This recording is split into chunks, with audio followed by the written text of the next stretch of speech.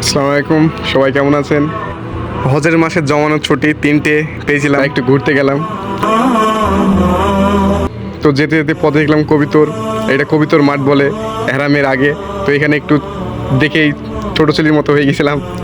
তো সামনে এই বাচ্চাগুলো খেলা করছিল, ওদের সাথে একটু মজা, কত সুন্দরভাবে খেলছে এরা।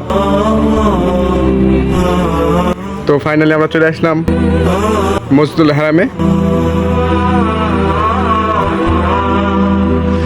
প্রায় 1 মাস পর আসলাম আজকে, কেননা হজের মাসে অনেক পুলিশের চাপ থাকে, হাজি ছাড়া কেউ আসতে পারে না এখানে, তাই আর আসা হয়নি।